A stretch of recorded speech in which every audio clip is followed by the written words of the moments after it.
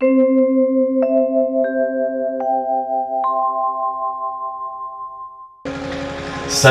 परं धीमहि।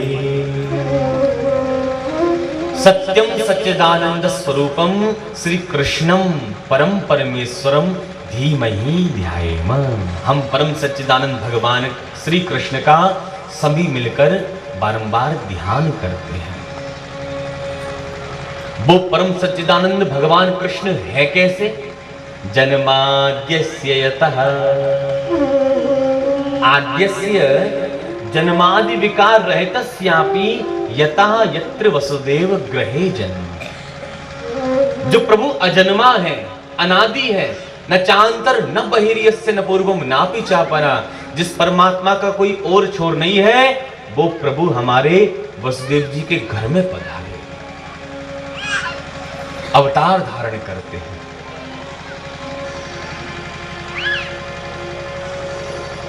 भगवान का तो अवतार मामा कंस के कारागृह में हुआ था, लेकिन यहां तो कहते हैं वसुदेव गृहे जन्म।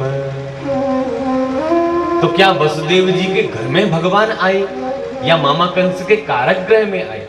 अरे भगवान का अवतार तो मामा कंस के कारागृह में हुआ था, तो फिर ये क्यों कहते वसुदेव गृहे जन्म? ध्यान दीजिए, घर किसे कहते हैं? न गृहम गृह मित्याहु गृहिणी गृह मुच्यते इति न्याय। ईंट पत्थरों के मकान को घर नहीं कहा जाता, तो भैया फिर घर किसको कहते हैं? बोले कि गृहिणी गृह मुच्यते, घर की गृहिणी को ही घर कहा जाता है। तो वसुदेव पत्न्याम देवक्याम, वसुदेव जी की पत्नी देवकी जी उस कारागृह में विराजमान है, इसलिए कंस के कारागृह को कारागृह नहीं कर रहे, वसुदेव गृहे जन्म। वसुदेव जी के घर में प्रभु पधारे। और ध्यान दीजिए, परमात्मा का होता है अवतार, जीवात्मा का होता है जन्म। परमात्मा तो अवतार ही है, अवतार लेकर के आते हैं, और जीवात्मा कर्मों में बंद करके इस धरा पर आता है। परमात्मा अवतार लेकर इस धरा पर आ रहे हैं और जीवात्मा जन्म लेकर इस धरा पर आ रहे हैं, लेकिन आ तो दोनों ही रहे हैं इस धरा पर। फिर अंतर क्या हुआ? जन्म और अवतार में फिर अंतर क्या रह गया? जब दोनों ही इस धरा पर आ रहे हैं तो फिर अंतर क्या है? अरे भैया एक अंतर तो है। क्या अंतर है? एक दृष्टांत के माध्यम से आप लोग देखें। एक बार क्या हुआ, अच्छा एक राहगीर वहां से दूसरा और निकला, उसने उसकी आवाज सुनी, उसने कुएं में झांक कर देखा, ओहो भैया कोई कुएं में गिरा है, इसको बचाना चाहिए, बेचारा बड़ा कष्ट पा रहा है।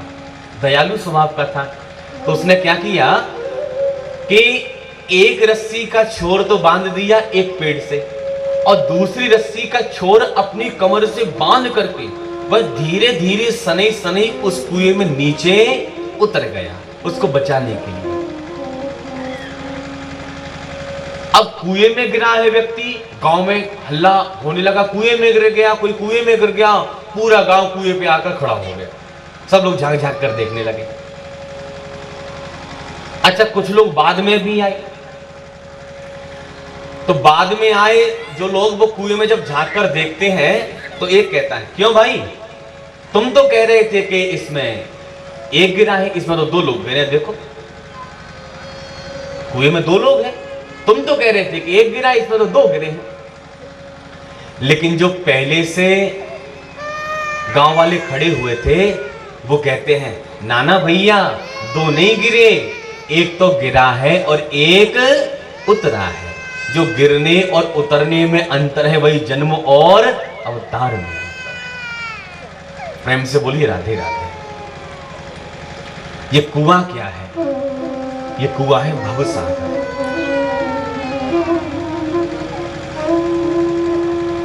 इस संसार को भवसागर क्यों कहते हैं? जब जीवात्मा कर्म भोगने के लिए जब जाता है ऊपर, और जब पुनः उसका जन्म होने लगता है, तो ब्रह्मा जी देखते हैं इसने क्या किया है, इसने कौन कौन से कर्म किए हैं। तुम सु करो भव तुम मानवो भव। तो इस भव सागर में पटक देते हैं।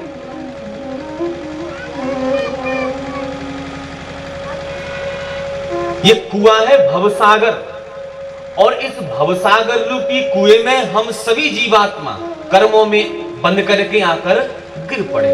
अब भैया गिरे सो चोट खाए, कोई किसी से परेशान, कोई किसी से परेशान। कष्ट जब होता है तो प्रभु को पुकारते हैं, हे प्रभु देख लिया इस संसार को, बस अब हमें निकाल दो इस कुएं से, अब नहीं सहन हो रहा। तो जब भगवान जिस भक्ति की करुण पुकार श्रवण कर लेते हैं, दयालु स्वभाव के हमारे प्रभु जिस भक्त पर कृपा बरसाना चाहते हैं, उस भक्त को बचाने के लिए हमारे परमात्मा अवतार धारण करते हैं, उस भक्त को बचाने के लिए। इसलिए तो हमारे गोस्वामी जी कहते हैं, यह चरित जगावहि हरि पद पावहि, तेन पर भव कूपा। यह चरित जगावहि हरि पद पावहि, तेन पर भव कूपा। यह चरित जगावहि हरि पद पावहि, तेन पर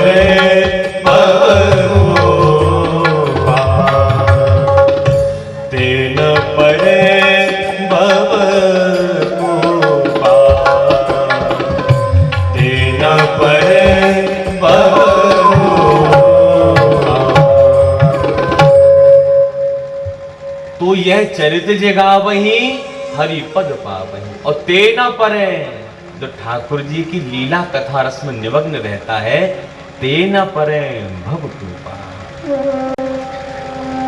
तो प्रभु का अवतार कहां पर हुआ? वसुदेव गृहे जन्म। वसुदेव जी के घर में प्रभु पधारे। अच्छा, जन्म लेते ही प्रभु ने किया क्या? बोले कि अन्वयात इतरतः अनुपश्चात अयात अगच्छत पुत्र अगच्छत। जन्म लेते कहां चले गए? बोले कि इतरत्र नंद गृहे गोकुले अनवगात। जन्म लेते ही पिता वसुदेव के सिर पर सूप में लेटकर यमुना जी को पार करके सीधे गोकुल में पहुंच गए। चार्थे स्विज्ञ अर्थेषु कंस मंचनादि प्रयोजनेषु अभिज्ञ निपुणः कुशलः।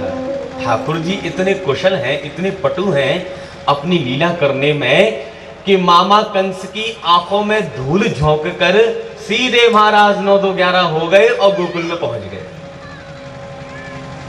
अच्छा, गोकुल में भगवान रहे तो किया क्या? बोले कि स्वराट स्वेषु गोपेषु राजते शोभते विराजते इति स्वराट। वृंदावन में रहे तो सबसे बड़े ग्वाला बन करके रहे।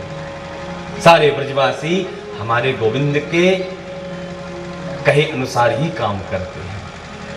प्रधान गोप बनकर जो सुशोभित हो रहे हैं ब्रज में। और मेरे पूज्य गुरुदेव इस स्वराट का एक अर्थ और करते हैं। संगीत के 7 स्वर होते हैं, सारे गामा पाधा नीसा। तो संगीत के 7 स्वर होते हैं, तो सप्त स्वरेणोपलक्षता वंशी, 7 स्वरों की वंशी, सप्त स्वरेणोपलक्षता वंशी तया वंश्या विराजते शोभते इति स्वराट। ऐसे 7 स्वरों की वंशी जो हमारे प्रभु के अजरामृत पर हमेशा विराजमान रहती है, ऐसे प्रभु हमारे स्वराट। तेने ब्रह्म हृदय आदि कवये ब्रह्मणे ब्रह्मांडम विस्मापयितुम वत्स वत्स पालादि रूपम तेने विस्तारितवान तन विस्तारणे धातु। भगवान ब्रज प्रदेश में रहे। अरे भैया, ऐसी ऐसी लीलाएं की कि हम और आप क्या समझ पाते। चतुरानन के 4 आनंद चक्कर में पड़ गए। 4 खोपड़ी वाले ब्रह्मा जी महाराज भी ठाकुर जी की लीला को नहीं समझ पाए। कथा में आप आगे श्रवण करेंगे 10वें स्कंद की लीलाओं में ठाकुर जी की, कि भगवान भोजन करते हैं। झूठे मीठे का कोई भेदभाव नहीं। ब्रह्मा जी विचार करने लगे, ये कैसा भगवान, नोच्चिष्टम कस्यचिद दद्यात्, न झूठा खाना चाहिए न झूठा खिलाना चाहिए, लेकिन ये कैसा भगवान जो झूठा मीठा खाता फिर रहा है, ये भगवान हो ही नहीं सकते। बछड़े और ब्रजवासी चुरा करके अपने ब्रह्मलोक में ले गए, भगवान की परीक्षा लेना चाहिए।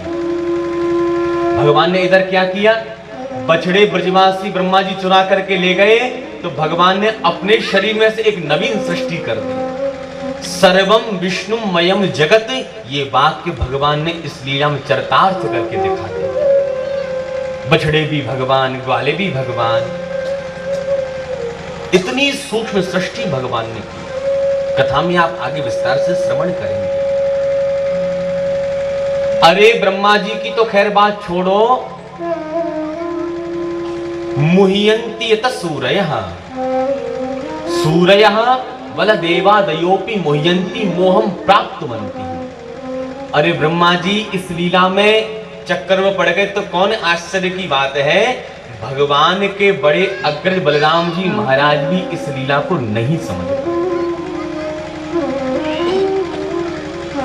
क्योंकि जितने ब्रजवासी हैं, जितने बछड़े हैं, जितनी गाय है, कोई कोई संत है, कोई महात्मा है, कोई ज्ञानी है, कोई भक्त है, कोई योगी है, कोई बड़े बड़े देवता हैं, सब बन करके आए हैं।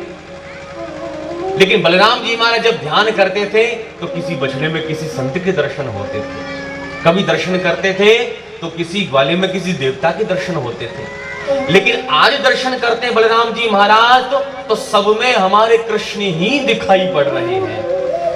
गोविंद से कहते हैं, अरे लाला कन्हैया, ये लीला ये कहा है रहे हो है, सब में मोकू तू ही तू दिखाई पड़ रहे हो है,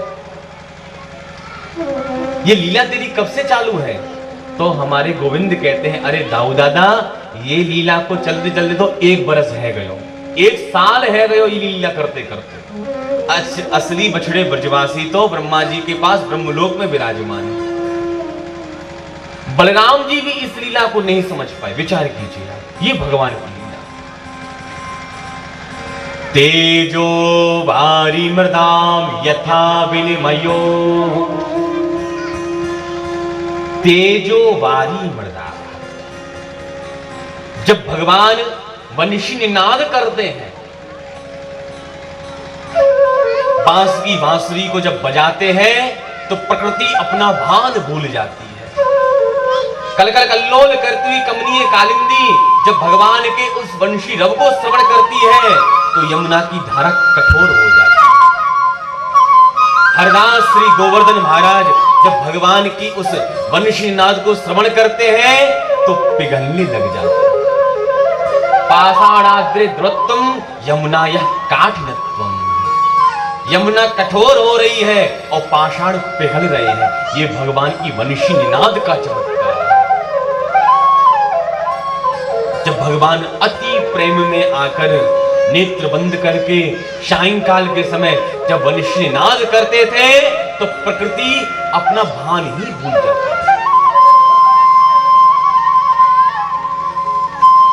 पत्ते पत्ते में हमारे गोविंद दिखाई पड़ते थे। वो वंशी रब भगवान का। प्रेम से बोलिए राधे राधे। आपने यदि वृंदावन धाम का दर्शन किया हो और कभी आपने गोवर्धन की परिक्रमा लगाई हो तो गोवर्धन पर्वत के ऊपर यदि आप जाकर देखें, कभी दर्शन करने का अवसर मिले तो निश्चित आप लोग दर्शन करें। पर्वत के ऊपर जब आप लोग जाएंगे तो आज भी हमारे गोविंद के चरणारविंद उस पर्वत पर अंकित है। बहुत सारे ऐसे स्थान हैं गोवर्धन के शिखर पर जहां भगवान के हाथ, उंगली, चरण आज भी अंकित हैं। अरे कोई कहने लगा, भैया पत्थर पर किसी के चरण अंकित हो सकते हैं क्या? अरे क्यों नहीं हो सकते भैया। जब भगवान अति प्रेम में आकर जब वंशी रव करते थे, वंशी को बजाते थे, तो वंशी को श्रवण करने मात्र से हमारे हरदास श्री गोवर्धन महाराज पिघलने लग जाते थे। जब पिघलते थे तो भगवान के चरण अंकित हो जाते। अरे ये तो वंशी का चमत्कार है। जब आप चित्रकूट में आपने यदि दर्शन किया हो तो जहां श्री राम जी का भरत जी का मिलन हुआ था, जहां भरत मिलाप हुआ था, यदि आप उस स्थान का दर्शन करने जब जाएंगे तो देखिए वहां के जो पाषाण खंड हैं आज भी पिघले हुए हैं। जब भगवान श्री राम भैया भरत से जब मिले थे अति प्रेम में आतुर होकर के, तो पाषाण भी पिघल गए थे,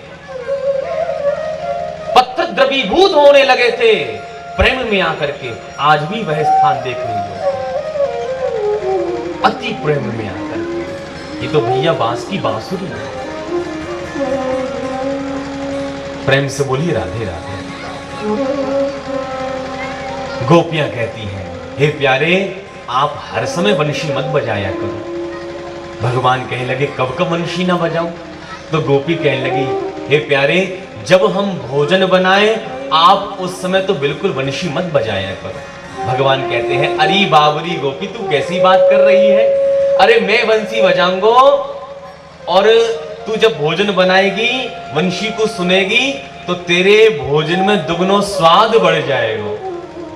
तो गोपी कहने लगी, हे प्यारे दिन भर घूमती रहती हैं जंगलों में, सूखी सूखी लकड़ियां लेकर के आती हैं और सायंकाल के समय जब भोजन सिद्ध करने के लिए जब चूल्हे में आग लगाती है और जैसे ही अग्नि प्रज्वलित होती है और इधर आप सायंकाल के समय बंशी बजा देते हो और जैसी बंशी बजाते हो तो उन सूखी सूखी लकड़ियों में से जल की धार बहने लग जाती है। और हे प्यारे जब लकड़ियों में से जल की धार बह रही है तो फिर आग कैसे जले? और जब आग ही नहीं जलेगी तो भोजन कैसे सिद्ध होगा?